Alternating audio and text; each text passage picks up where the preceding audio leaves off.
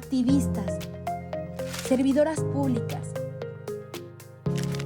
científicas, académicas. Charlemos por la igualdad, la justicia y la visibilización de las mujeres en su diversidad.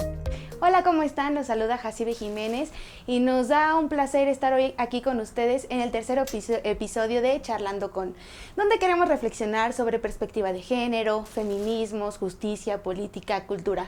Y en esta ocasión nos acompaña la escritora, gestora de proyectos, editorialista, Elena Bazán. Cuéntanos, Elena, ¿cómo estás? Hola, Jacibe, encantada de estar aquí platicando contigo, hablando sobre temas que necesitan mucho más espacio y visibilización. Así que pues conversemos sobre género y feminismos y palabras sobre todo. Exactamente, que hoy sea el lenguaje y el acto de nombrar el protagonista de este episodio. Justo queremos hablar de esto que es tan importante. Últimamente hay una frase, ¿no?, que ha resonado mucho, que es lo que no se nombra no existe. Y tú haces un libro que se llama El acto de nombrar. Cuéntanos cómo nace esta idea, de qué trata el acto de nombrar y por qué es importante. Claro que sí, comienzo con la reflexión de esta frase, pues muy común, pero con la que yo no estoy de acuerdo. Lo que no se nombra sí existe, está ahí. Lo que sucede es que no siempre tiene los privilegios de ser reconocido, visibilizado o nombrado. Lo que nombramos es el mundo que conocemos y detrás de este existen diversidades, disidencias, otros espacios, otras maneras de nombrar, de conocer otras personas. Entonces, lo que no se nombra sí existe, pero debe de luchar por ser reconocido.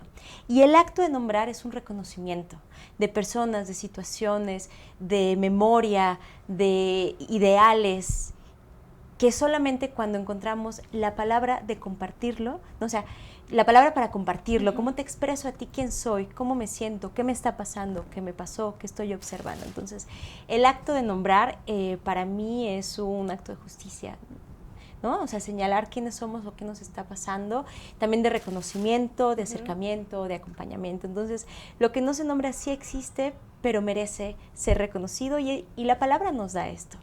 Y qué tan importante, ¿no? El lenguaje siempre está en una constante construcción, ¿no? Sí. No somos sociedad sin lenguaje y viceversa. Entonces, justo tú escoges 10 palabras en este libro, como sororidad, como feminismo, como ella. Cuéntanos un poquito por qué escoges estas palabras y por qué es importante como un acto de justicia. Claro que sí. Mira, te las voy a decir en orden porque fue una construcción pues que quise plantear como una conversación. Entonces, comenzamos con sororidad, que personalmente es una de las palabras que ha cambiado mi vida. Encontrar la sororidad y nombrarla ha sido trascendental para mí. Violencia, feminicidio, memoria, ella, techo de cristal, carga mental, amor propio, feminismos y libertad. Son 10 palabras que yo considero que están muy cercanas a cualquier persona y que al mismo tiempo no conversamos lo suficiente. Claro. Yo creo que concientizar sobre estas palabras nos puede acercar a un mundo mucho más justo, por eso hablo del acto de nombrar como justicia, y también más cercano, porque el lenguaje tiene un rasgo, tiene muchos rasgos, es maravilloso, pero hay un rasgo que a mí me interesa muy particularmente, y es que nombramos nuestro mundo. Exacto. Estas 10 palabras están diciendo algo sobre mi mundo y mi experiencia, por eso lo pongo sobre la mesa. El acto de nombrar es un libro, una invitación, ¿no? Es una excusa para que comencemos con 10 palabras y luego yo te preguntaré cuáles son las palabras que tú sumarías a la conversación. Sí. Esta es la intención, por eso estas palabras, y creo que merecen más espacios y que las conozcamos con más profundidad también.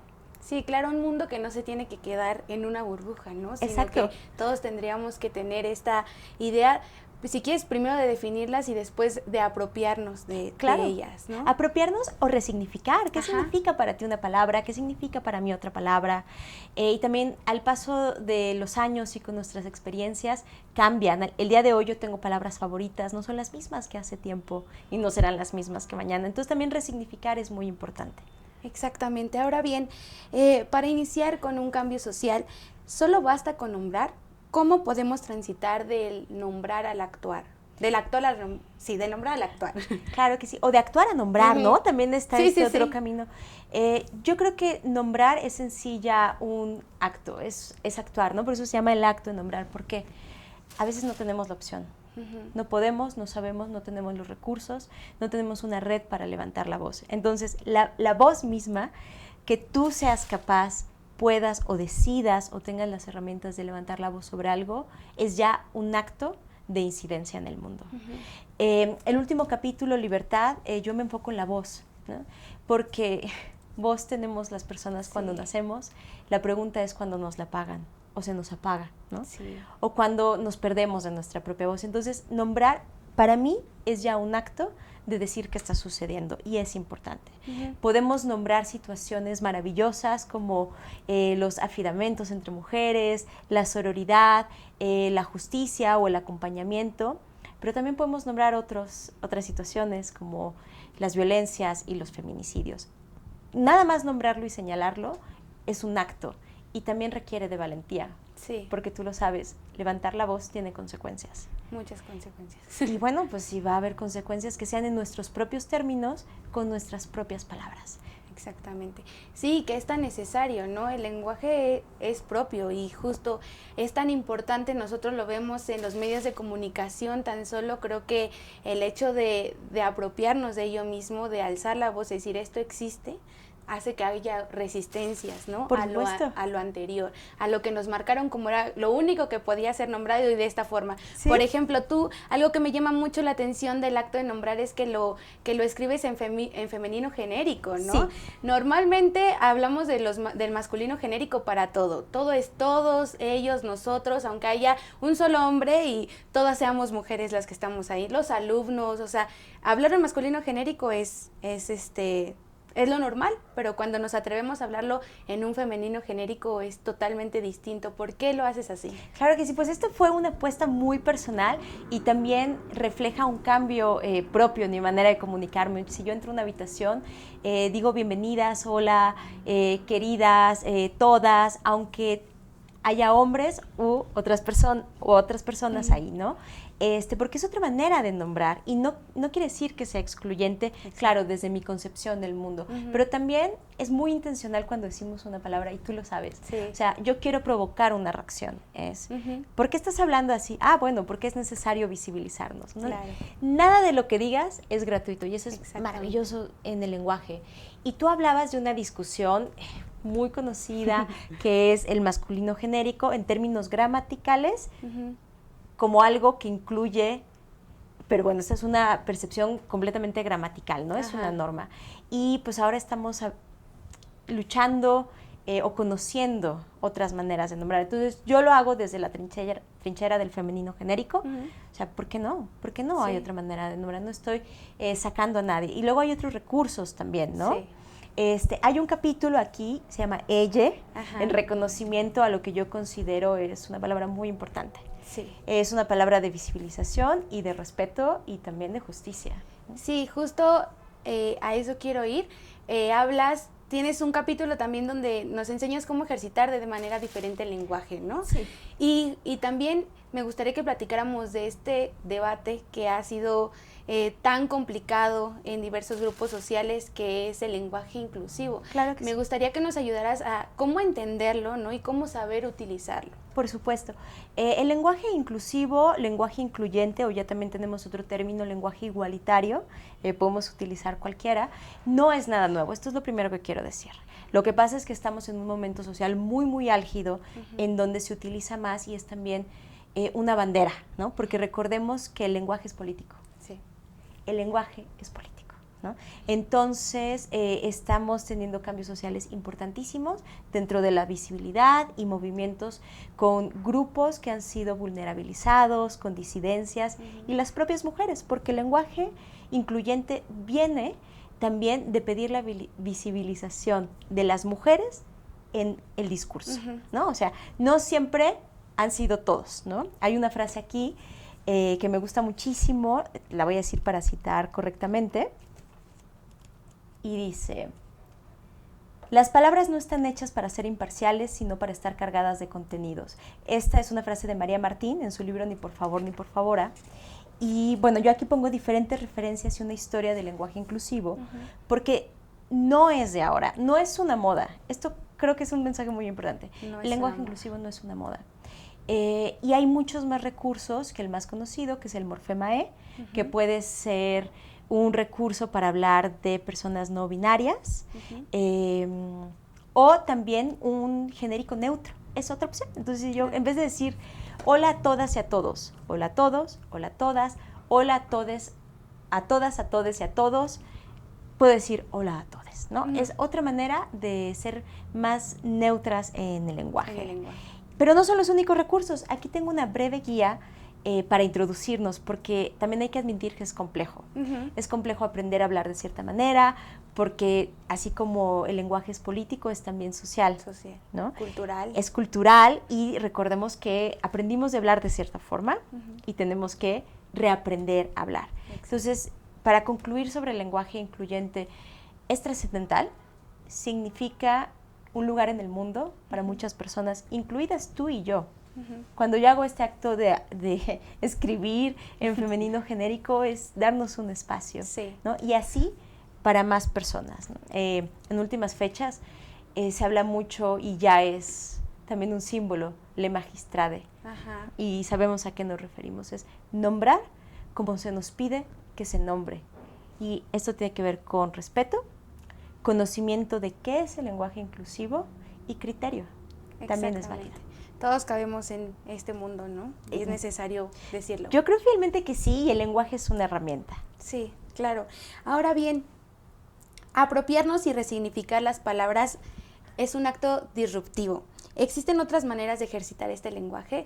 Me refiero, por ejemplo, al desdoblamiento, todos esos recursos que a veces no tenemos como tan presentes. Me gustaría que nos hablaras un poco de ello, porque justo el lenguaje es tan vasto, ¿no? Que hay diferentes maneras de transformarlo, de decirlo y de nombrarnos a todas y a todos y a todes. Claro que sí.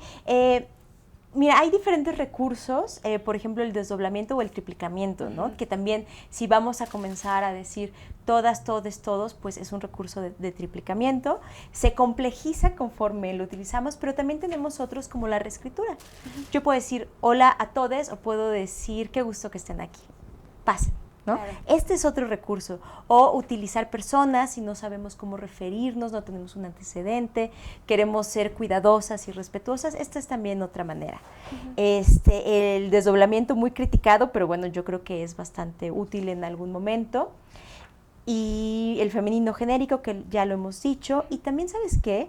Las formaciones en femenino. Decir pilota, médica, música. Sí. Existen estas personas, existen estas palabras. Entonces, estos son algunos de los recursos, como yo los llamo, más directos, más inmediatos, más claros, pero te aseguro que irán creciendo, porque la lengua está viva. Y a mí, que soy una persona enfocadísima en el lenguaje, que yo entiendo el mundo por cómo lo nombramos, me parece fascinante. Yo celebro que exista el lenguaje inclusivo. Excelente. Ahora bien, a manera ya de reflexión y ya para terminar con esta primera parte de charlando con, ¿cómo relacionarías esta revolución del lenguaje y el movimiento feminista? Ok, esta es una gran palabra. Primero hablemos de feminismo, si te pareces, ¿no? Yo con la investigación de este libro, yo aprendí a hablar de feminismos y no de feminismo. ¿Por qué? Y esta es ya una apropiación, ¿no? Es una palabra dentro de un discurso, los feminismos, ¿no? Porque no existe solo uno, ¿no? Yo reflexiono en feminismos inclusivos, en feminismos interseccionales, y en también reconocer que son diferentes y que representan diferentes luchas y cuestionamientos y realidades, ¿no? Entonces, cualquier feminismo que no implique un discurso de odio y que nos dé la opción de cuestionar, pues me parece que es increíble conocerlo, ¿no? Ponerlo sobre la mesa. Y hay palabras que son muy discursivas de ciertos movimientos. Por ejemplo, la palabra cuerpa, ¿no? Es una palabra muy significativa en ciertas discusiones, en cómo nos acercamos a hablar de otros movimientos como la aceptación corporal o el amor propio. Entonces, cuando yo digo cuerpa, entiendo que está dentro de un espacio que significa, y esto se utiliza también en algunos feminismos. Estoy pensando en otras palabras, antimonumenta, colectiva, ¿no? No hablar de colectivos, sino colectivas, también significa. Entonces, por ahora se me ocurren estas palabras. Justo ahorita me recordaba, en algún momento siempre se hacía mención, ¿no? Que en los movimientos feministas nos llamaban histéricas, ¿no? Y hubo una frase que cuando, no sé, a partir del 2018 en el movimiento feminista era la frase, no somos histéricas, somos históricas. Claro. Y lo ponían con K, ¿no? Y que decía, era como, o sea, decir que somos históricas, pero aparte no era históricas con C, ¿no? Sino históricas con K, y hacían como esta disrupción del mismo lenguaje y de cómo se escribía, como diciendo, o sea, somos, ¿no? Y aquí estamos y no somos lo mismo que hace décadas, ¿no? Tenían entendido. Claro que sí. ¿O sabes qué otra palabra? Y esto lo reflexionaba hace poco en un taller. Intensa. Intensa. Cuando a ti te habrán dicho alguna vez que eres una intensa, intentando hacerte ver como histérica, como loca, como exagerada, ajá. como etcétera, ¿no? Sí. Lo sabemos, ¿no? Son estereotipos que se nos cargan a las mujeres. Pues yo ahora, a mí me han dicho intensa toda la vida y ahora lo valoro tanto y digo, sí soy intensa, claro, porque me importa, porque estoy aquí, porque no soy exagerada, soy consecuente con lo que me sucede, ¿no? Entonces también resignificarnos. Exacto. Y otra palabra que se ha resignificado muchísimo y me alegro es víctima. Uh-huh. Porque cuando somos una víctima no debemos escondernos, no debemos ser juzgadas o señaladas.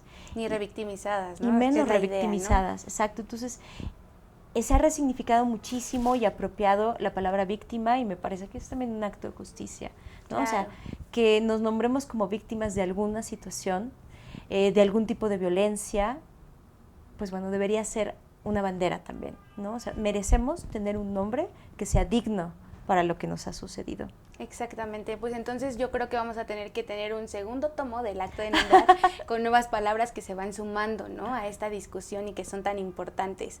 Muchas gracias, Elena.